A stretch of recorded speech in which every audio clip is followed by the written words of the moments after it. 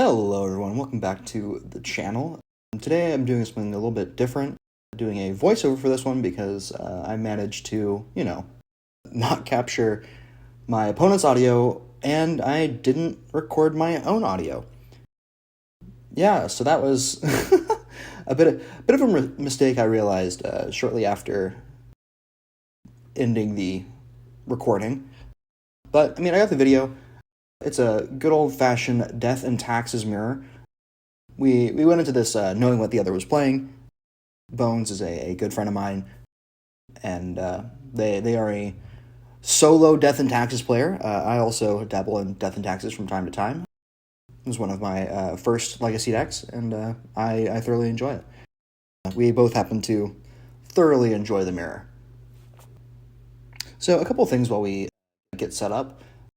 One of the main differences between our lists is I am playing a top end involving Serra Paragon, and so I am playing some fetch lands, and as Bones just flashed on the screen there, he is testing out the new Fallout card, Pre-War Formal Wear.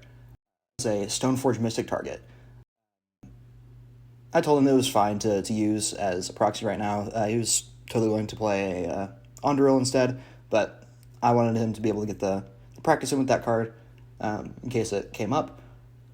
And then Bones is on a very, I don't know, I almost want to call it stock list, but he is playing, what's it called? Canoptic Scarab Swarm as one of his recruiter targets.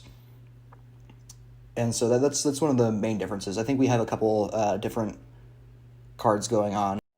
I'm on only one Spirit of the Labyrinth. I believe Bones is still on either 2 or 3. But I'm on a few more flex slots, cutting down on Spirit of the Labyrinth because I haven't been particularly impressed with it. It's an X1 in the Bowmaster meta, and most blue decks are playing Bowmasters these days, which is kind of rough on Spirit of the Lab, our good old faction 3-1. And here's Bones shouting out my altar that I did for him. I do altars as well. I believe I have my Discord contact information in my channel description, but yeah, you can, if you're interested in getting altars done, I do that as well, and you can just shoot me a message on Discord, and I would be more than happy to do some work with you.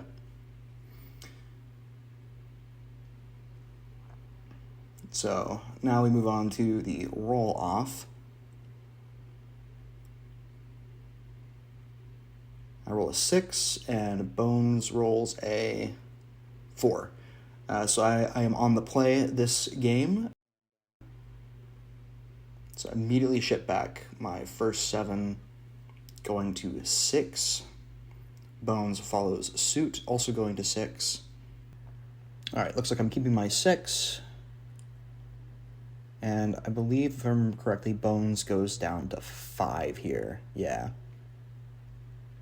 So already starting at a bit of a disadvantage, but they are on the draw, so that should hopefully help them counteract a bit of the mulligan. All right, so he's drawn his last 7. I believe he's just deciding what 2 cards he's going to put back. All right, now that Bones has finished his mulligan, it's time for the match to begin. I start off with a basic plains and a pass. Believe I was holding up Swords to Plowshares for the possible turn 1 mom out of Bones, but he just goes plains pass. And then I go ahead and start getting the value engine of Samwise and these fetch lands showing up really strong here, just like right off the bat. This is exactly what I was trying to test, and it was a hand that let me do that. And so Samwise is my ring bearer. I tap low, or tap out to do this, just to get the value engine rolling. Pick that Marsh Flats back up. This is one of the synergies I was really excited about with going up to 2 Samwise in the deck, and then the 2 copies of Serra Paragon, to kind of like really maximize the utility of those cards in matchups where I'm not really wastelanding or ghost quartering my opponent or feeling like I need to loop Solitudes, which only Samwise can do, and Serra Paragon can't loop our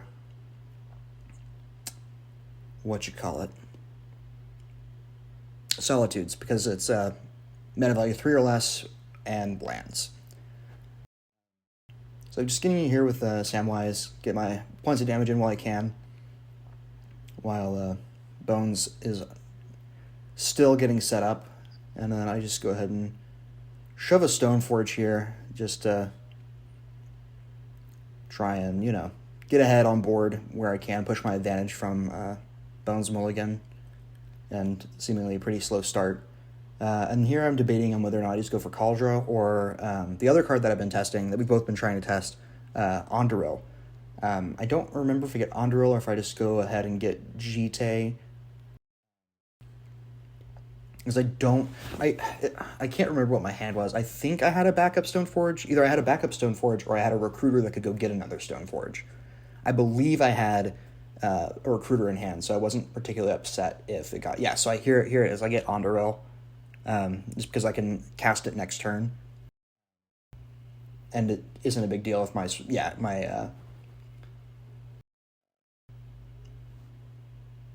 Stoneforge gets plowed here, which I read from their leaving mana up in the first 2 turns of the game and not really doing anything or moving forward on their board state, so I figured they had to have some kind of interaction for something like a Stoneforge. And then Bones just shoves this sad naked Flicker Wisp to blink their Karakas. I believe they use this Karakas to send Sam back to hand here in a minute.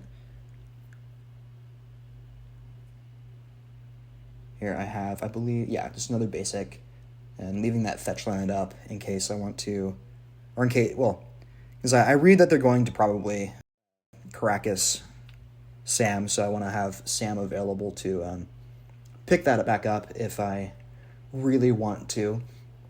Play a Recruiter here. It was a Recruiter as my redundant piece for Stoneforge.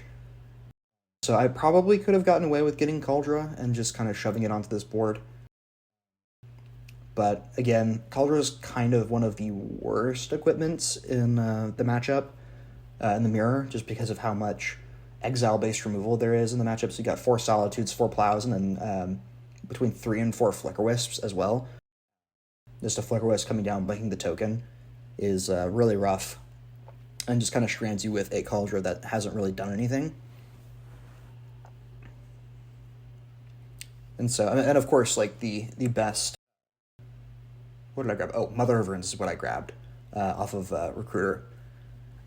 Yeah, I actually really like this, because that helps me protect what I've got going, and if they can't answer it, it makes it kind of a free roll to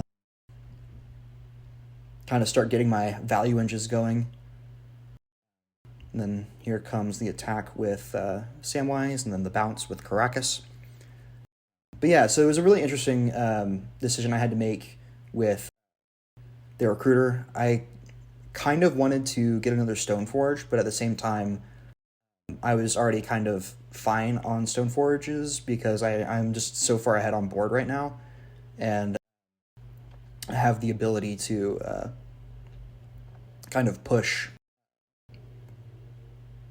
resource advantage with Samwise should I start trading things off or things start getting removed in combat. And of course, Mom just helps protect everything that's going on and keeping up the pressure and kind of straining Bones removal.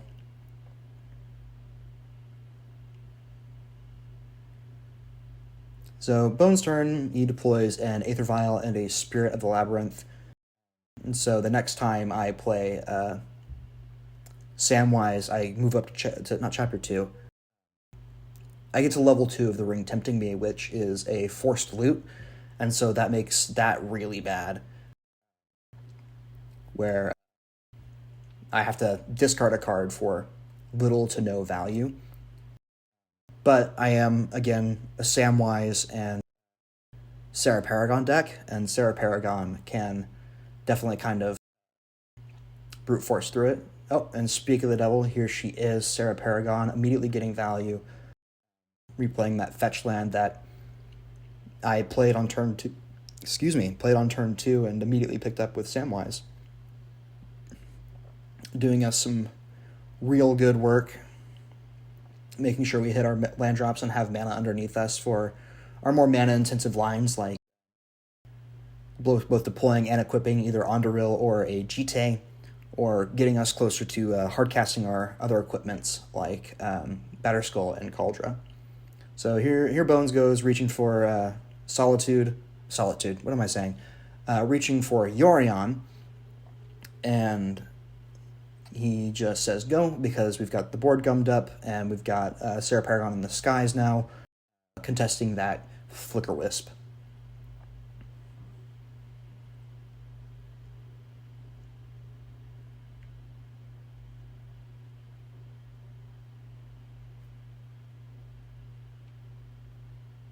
So it looks like that's a Ghost Quarter and a Karakas on Bones' side of the board there. Glare makes it a little bit hard to see, but that tech land, the two lands besides the Karakas are a Ghost Quarter and a Wasteland. That's the Valley of Gorgoroth, Lord of the Rings printing of Wasteland.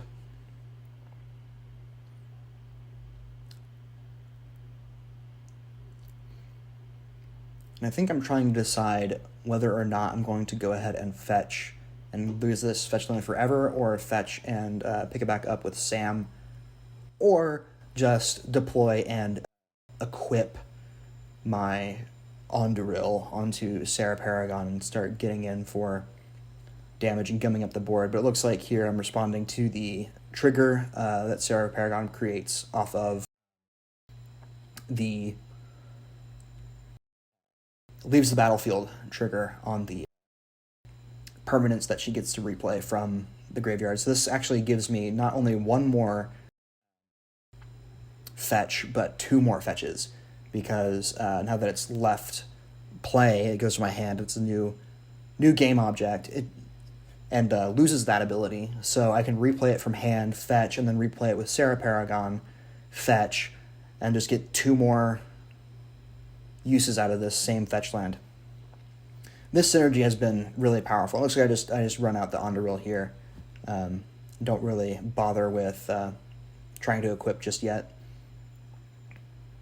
until I am able to maximize it. So here's what happens, where I forget that there's Spirit of the Lab in play, and that Chapter 2 is a forced draw. I do forget that, and so I move to draw, and then Bones reminds me that I cannot, in fact, do that. There is a Spirit of the Labyrinth in play that I kind of laughed at initially when it came down, because I'm just like, oh, that does nothing in this matchup. But I have a Recruiter of the Guard that I'm able to pitch, and Serra Paragon gets to replay that next turn if she makes it around the table. So I neaten up my board, kind of laugh at myself for trying to draw into a Spirit of the Labyrinth on face-up Spirit of the Lab. And so they untap into both Yorion mana and with Vial on 2, which is a pretty scary number for it to be on. Stoneforge Mystic on end step would be pretty devastating here. I don't remember exactly what I had in hand, but I don't think it was a Plow, and I don't think it was a Solitude. But I am getting very close. Well, I'm actually in Hardcast Solitude now. And then next turn, I actually have Hardcast Cauldra mana, if that's where I end up. Yeah, this fetch land has been really getting its value in with Samwise and Paragon. And it looks like Bones scoops it up, can't really beat the Ondoril engine going. And so we go to game 2, where Bones is on the play. And hopefully does not have to mulligan as aggressively as they did this first game. But, I mean, we were both on a mulligan. I was on a mulligan to 6. They were on a mulligan to 5. They were on the draw. I was on the play. So, kind of a fair playing field. I had a little bit more control over my opening hand, but they matched cards pretty quickly. Unfortunately, I didn't really have a way to start generating card advantage like a Recruiter or a Stoneforge Mystic, and just wasn't able to draw out of it in time. And of course, since Onduril for some reason gives +3, +1, I believe, that Serra Paragon just rules the skies. With 5 toughness at that point and 6 power. 6 power and 5 toughness is just unbeatable. Yorion is not big enough to block that favorably and can't attack into it. The only real course of action is double blocking with both Yorion and Flicker Wisp, but I have Mom on board, and so activating Mom gives protection and makes that a sad day. And here we are talking a little bit about how we sideboard in the matchup. I usually bring in my sideboard Aven Mind Sensor, and sometimes I bring in my Peacekeeper, which I don't think is actually that good. I think we talked about it here, and I kind of and ha and realized, yeah, no, that's kind of just worse than what is in my deck already. I cut Thalia's and the my fun of Recruiter target Spirit of the Lab to bring in more relevant cards in the matchup. And of course, I believe Bones actually has 2 copies of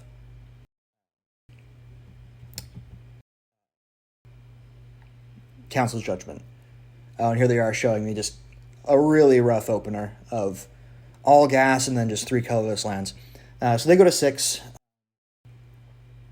I can't remember. I either keep my 7 or I go to 6 as well. I mean, obviously one of the 2 options. The only 2 options, I say. Oh, and I'm showing my janky hand as well. 4 lands and 3 uncastables. Not exactly where I want to be. And so I go down to 6 as well. And Bones checks out their second 7, seeing if they can keep this as a 6, or if they have to go to 5 yet again. It looks like they're keeping this 6. I'm definitely keeping my 6. I'm deciding what I want to bottom. Looks like I make that decision pretty quick. Yep, okay, so we're both on 6. Bones is on the play. I'm on the draw. I think this is the weird, silly hand that I kept. But I mean, I say it's kind of silly, but I think it was actually all right for the matchup. I believe it's triple Mother of Runes.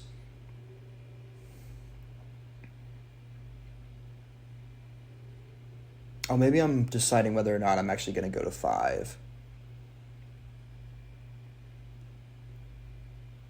I think it was close. I think it was kind of a tough decision between am I going to trust the top of my deck to deliver things that are worth protecting with these moms, or am I just going to ship it back and hope for a better 5? Oh no, I was on 5. Or was I on 5 or was I switching? Oh goodness, no, I was on 5. Okay, yeah, I guess I was on 5. I didn't realize that. I must have missed the first mulligan.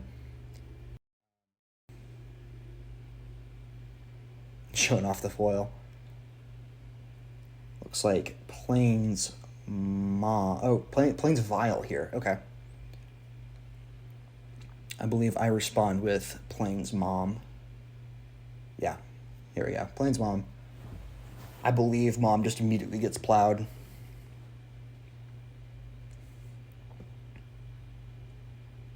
Yeah, here's the plow. I expected I go ahead and start moving it over before she gets actually plowed. And I follow it up, I believe, with a double mom.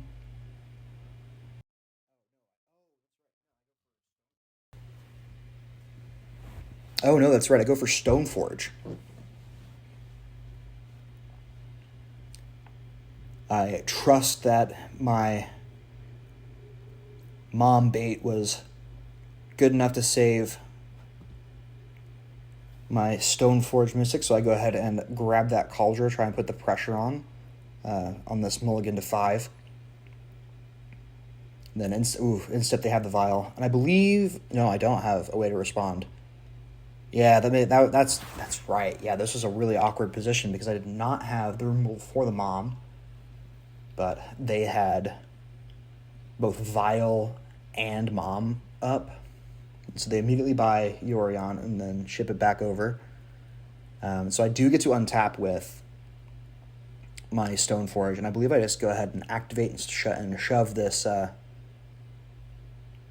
Cauldron, and I believe they pitch Yorion to Solitude, so they don't have to eat this.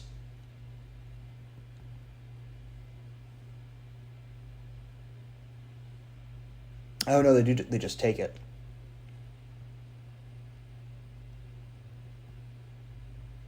Don't remember what they do here.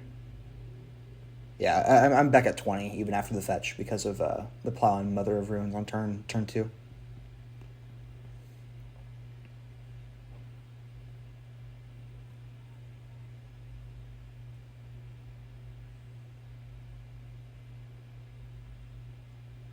Then just nothing go. I believe that's a missed land drop here. Yes, it was. So they've got Yorion and something else in hand. I pay 3 mana to go ahead and... Oh, never mind. I changed my mind. I just go to combat first. Swing for 5. And they take it down to 10.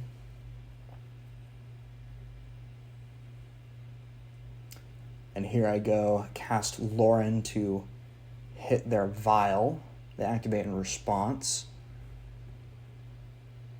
And then nothing comes out of it. Unfortunate for them.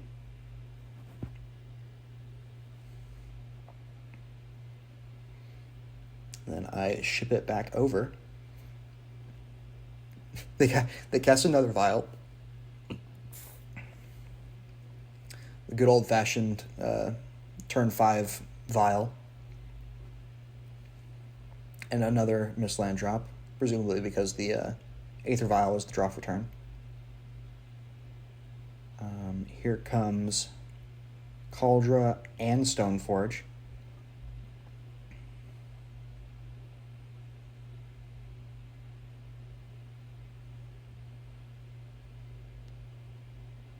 Don't remember if I I don't think I attacked with Lauren. Oh, that's right. Yeah, so they chump Cauldron with Containment Priest to not go to dead. So they take 4. Or did they... Oh, they blocked the Lauren. That's right. To absorb the same amount of damage and also get to keep their Containment Priest. And then I go ahead and plow the mom and take the trade. Or it's not a trade because mom protects it, so I take my beats and lose my Lauren. It did its job. It blew up a vial on 3, which luckily they were not able to get any value out of. Then I go ahead and drop a Thalia here, just as one more attacker. And I think this was one of the short and brutal games where Bones just doesn't get... One of us doesn't get what we need. And I think we just move into Game 3 quickly after this. Oh, but the White Tower of Ecthelion, their Caracas, protects them from Thalia. But they activate Caracas to bounce Thalia, and then they have to block the Germ token to go to 1.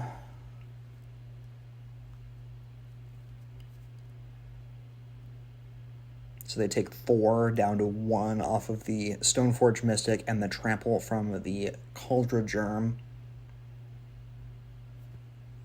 And then I play Serra Paragon, and that's all she wrote. Gonna take 1 more draw step, and that's not it. Yeah, and so we go to a game 3. That second game was pretty unsatisfying, and game 1 was a mulligan to 5. So we take one more run at a grudge match. Talk about our opening hands here. I had pretty good spread of creatures. I had or maybe, did I keep 6? No, this was my 5. Yeah, I'm laying out my 5. No, that's 6. That's 6. Why did I think I went to?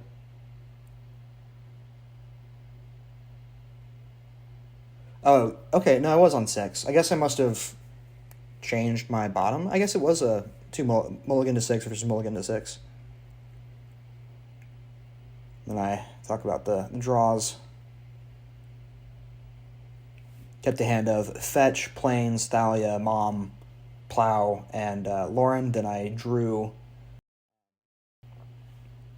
Stoneforge Mystic on my first turn, which changed pretty easily what my turn 2 play was. Turn 2 Thalia in the mirror isn't particularly powerful or anything. It makes the Aether Vials and the Plows a little bit more awkward, but you don't really care too much about those.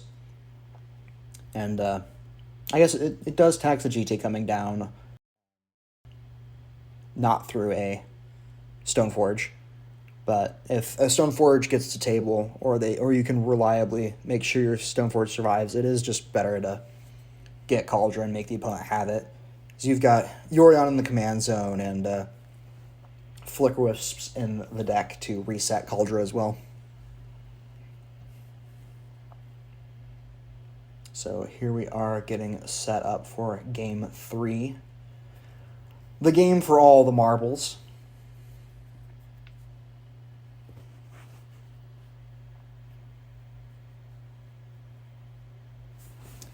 Yeah, so I believe this was the game that I kept triple Mom, which can be pretty potent in the matchup just because of how difficult it is to play around Mother of Runes. And it looks like I am I'm waiting on Bones. They're on the play once more. Bones takes a mulligan, and I believe I am keeping my 7. So I don't appear to be moving to mulligan.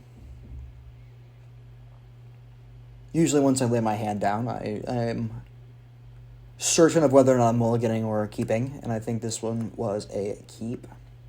Was the interesting question of how good do I think triple Mom is in the matchup? And as I've said before, I do think it's not terrible. It's not something that you hate to see, but usually isn't enough on its own. I don't remember what my other cards were in my hand. I know there was at least 2 lands and 3 Moms. I don't remember what the 6th or 7th card was. Oh, Bones on a mold of 5 again. Jeez.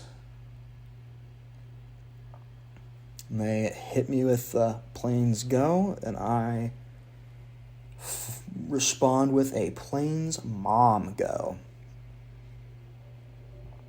And then she gets plowed in the instep, go up to 21. And this is why I was hoping to be able to get out double Mom, but having the turn 2 Stoneforge is really good. I don't think I had removal for the Stoneforge in my hand at the time. Of my 7 cards, I know 3 were Moms and 2 were Plains. And I don't think of the other 2 it was removal. So they take the conservative route and just go for G to A. And I am significantly less on edge, seeing that they didn't go for Cauldra. So I go Plains, and I believe I just dump 2 moms here to try and make it as hard as possible for this GT to start getting counters. Yep, there they are. Double mom. 3 of a kind.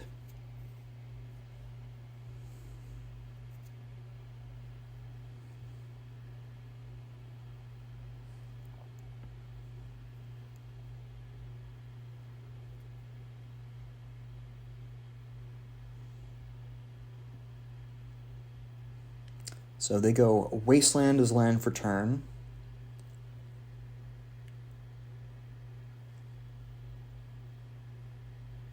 And I believe we're just bantering a bit here. Really annoyed that I forgot to record audio.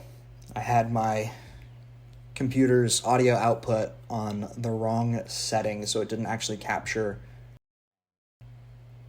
my system audio, where Bones audio would be coming through, and I just completely spaced on turning on the recording on my phone for my audio. And so that's a little bit embarrassing. But I'm having fun doing this voiceover. I think it's I'll be interested to see what y'all have to say about this kind of content. I feel like that would be an easier thing to do for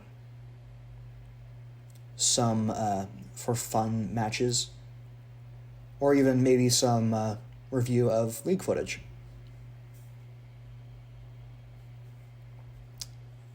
Would greatly appreciate y'all letting me know how you feel about this, because I feel like it's not terribly difficult to do, and I hope it is interesting.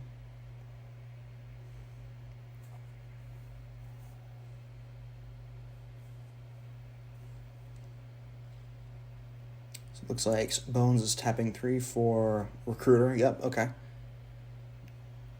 They Recruiter, and I believe, yeah, so they've got, we know they have GT in hand, and now they are tutoring with Recruiter, and they do what I did in game 1 and grab a Mother of Runes.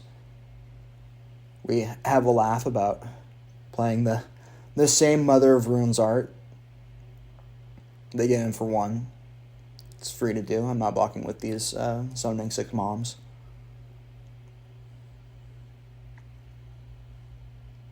And I take the turn. What was my follow-up here?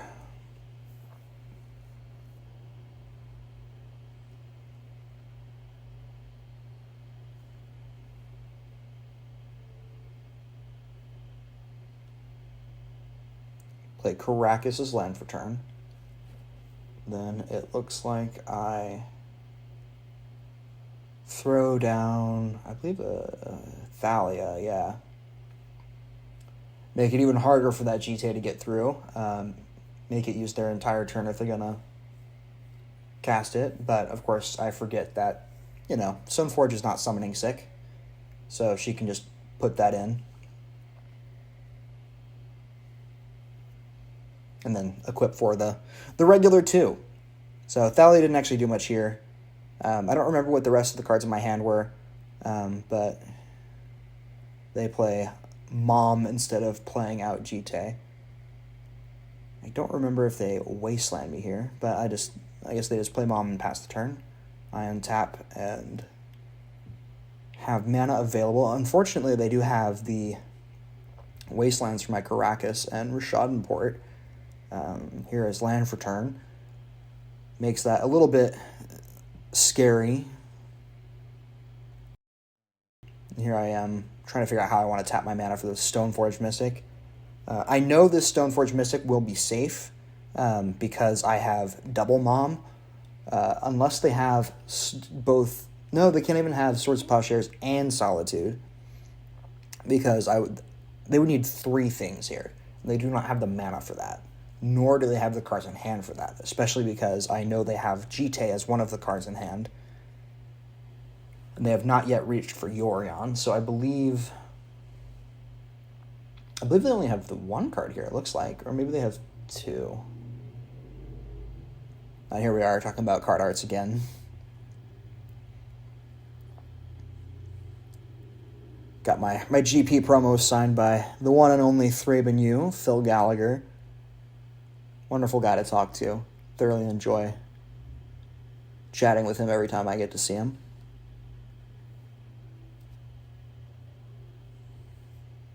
And here I am just grabbing Cauldra because I know I can protect it with Mother of Runes to beat a Plow or a Solitude or a Flicker Wisp on the token. Then I just ship it on back after that, leaving up Caracas to protect my Thalia. And I think I just go for the swing here. Doesn't make much... I don't know why I decided to do that, because there is an active... Oh, no, the Mother of Runes is not turned on yet. Yeah, that's why. Okay. Confusion answered. And so here they go. They activate Stoneforge to, I believe, put in Jite here. Yep, there it is. And then they take the turn and are able to counter Mom to get their Jite in and get some counters and kill some stuff. Believe we see Jite attached to Recruiter, yep, and then given protection by Mom, and then getting in there to get some counters on that Jite, which is kind of backbreaking here. Completely neglected the fact that it is very important for me to have a way to remove a creature with Jite. And so they just immediately kill off the second and third Mother of Runes of the match. And then they play their own Thalia. Non-creature spells are just not getting cast this game.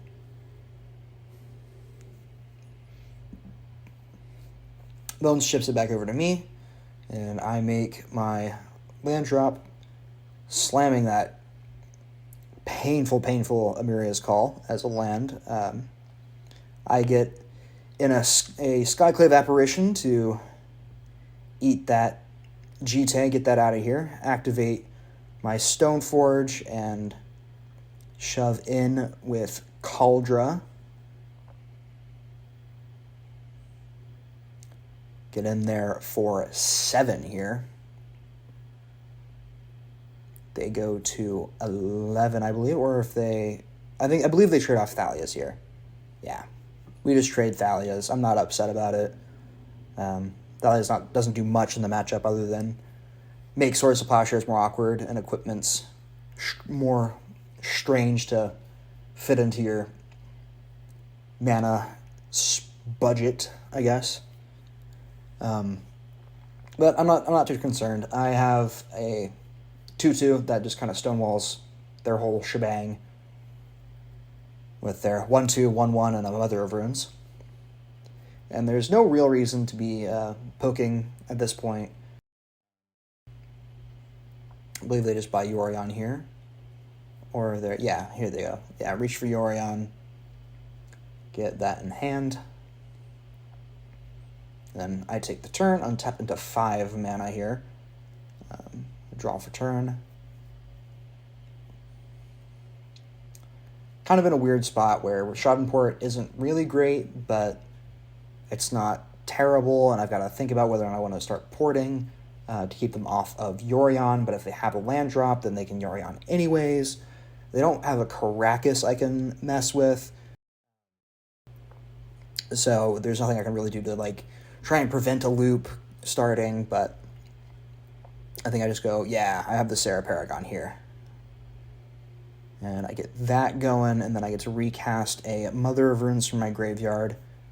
Some really great value there. Crunching for 5. But they have the counter Cauldra. Put that in, and they gladly just trade off Cauldron Germs. I don't remember if do they activate Mom on the Germ? No, we just trade Germs. Was a really good draw for them. I did not have the read on them having Cauldra in their hand, but it makes sense as to why some of their previous turns have been a little bit anemic. And then here they go.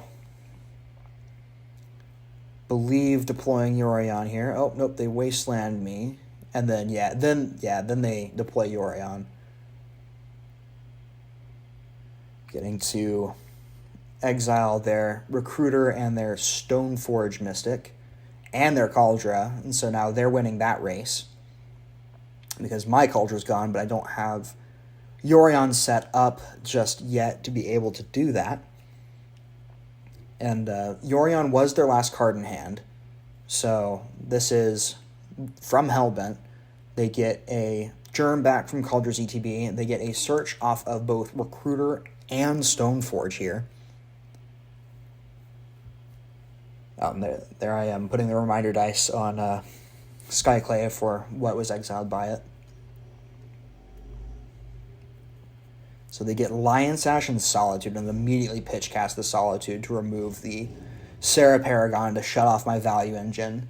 So I can't replay the Caracas or recast Thalia or a Mother or Stoneforge. They were able to get that in between me being able to get Mother of Rune's protection up. And then here I am paying 3 for Onderil, the Goat, and then equip that onto Skyclave. And I believe I just go ahead and get in there.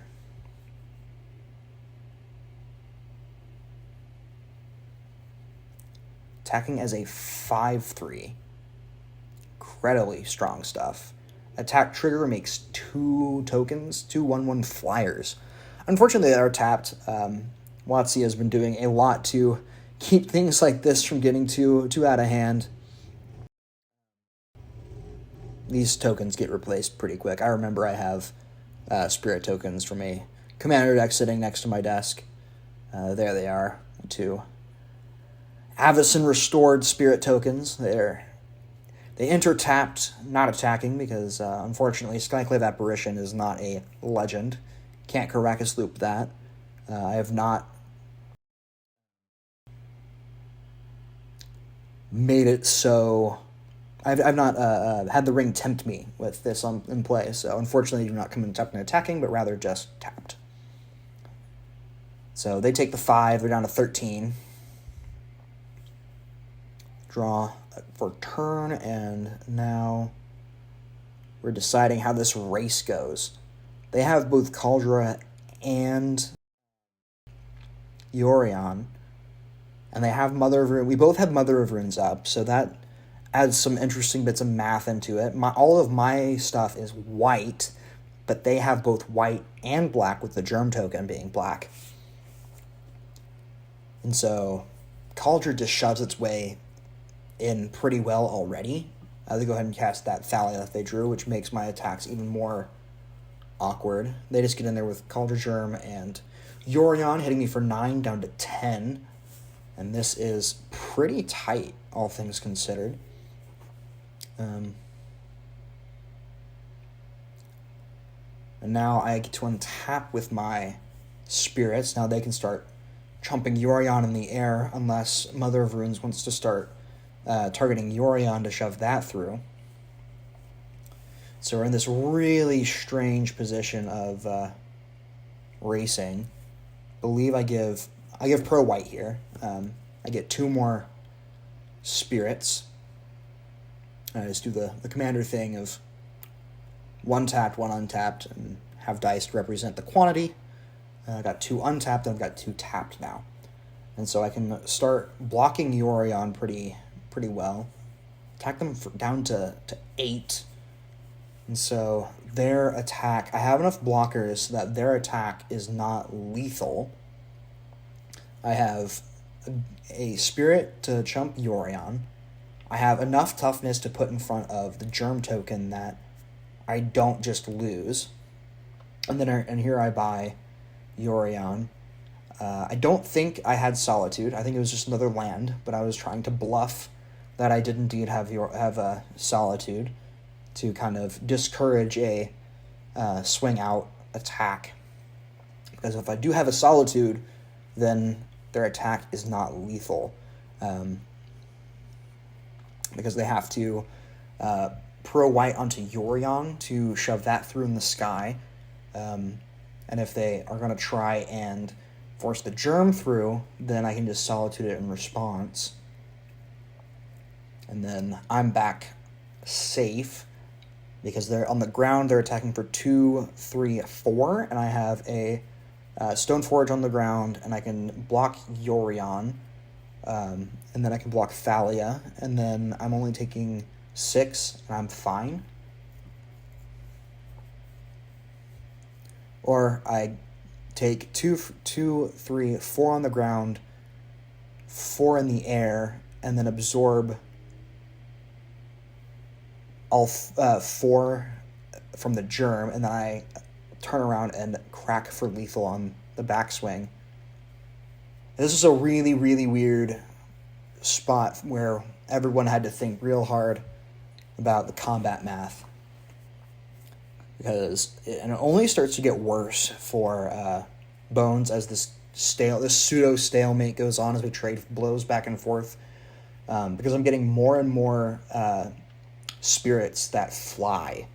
And so I go from only having 2 to having 4 next turn. And that's also evasive attackers if I want to move Onderil over onto one of the spirits, attacking for 4 in the air, just still generating more blockers. And then hanging Skyclave back as a blocker on the ground to completely blank their ground attacks. So I can block a 2, I can block a 1, and then we still have enough toughness left over to chump Yorion or Germ. And so here they go, they wasteland me to keep me off of Yorion next turn so I can't flicker my Skyclave, my Stoneforge, and Cauldra to reset. And here they are just giving Pro White to Yorion and shoving through in the sky, leaving Germ back home so I can't just Pro White and crunch in with everything for the lethal attack. And I believe, I don't remember what my last card in hand was, but I believe I do get the land. Don't remember. So I have the mana to move it over to a spirit token to get in for 4 in the air. They're at 8. But if I have Yorion, if I have the mana for Yorion, I get to put a 4/5 in play, and then I am safe from Cauldra on the ground, and I have enough bodies in play to block everything else as well. Yep, there's land number 5, and I believe, yeah, I have Skyclave for, I believe the Mother of Runes is what I go for.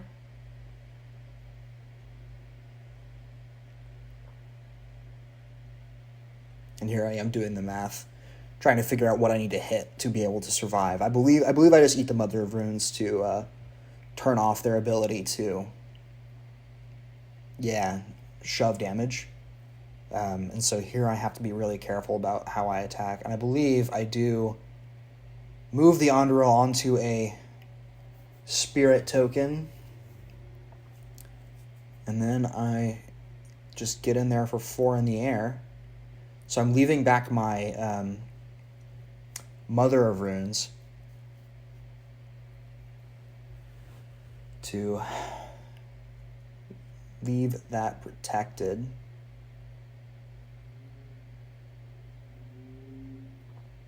So I can't just lose to Yorion in the air and Cauldra attacking on the ground. So I've got 3 blockers for the 3 ground. They activate Yorion, protect there. Then I have 6 toughness on the ground to absorb all of Cauldra. And so I go to 2, and then I have an attacker in the air that I can shove through with Mom. And so I believe this is an unwinnable position for Bones here, unless they draw... I think if they draw a removal, I can still lose.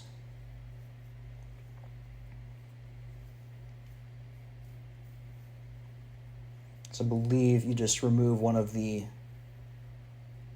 ground creatures, and then I don't have enough on the ground to absorb all of Cauldra and block everything else. I'm forced to put at least like a spirit and then either Stoneforge or a oh, this is where I realized I didn't have the audio going through the correct thing, and that we lost all of the banter. And here is the extended handshake, and that is Paragon taxes, 3-0 against conventional death and taxes. And here we are, just kind of trying to think real hard about the game state and how things happen. But basic planes does not do it, no matter how you slice it. And so Onderil showing up real strong here in Game 3, and also being just kind of the extra pressure needed to really solidify Game 1 getting shut closed as soon as I had at least a little bit of a lead. Overall, a really fun match with a really great friend. Bones is awesome. He does some content of his own. He streams on Twitch every so often. I'll put a link in the description to his content. And, well, thank you so much for watching, and I hope you all have an excellent day.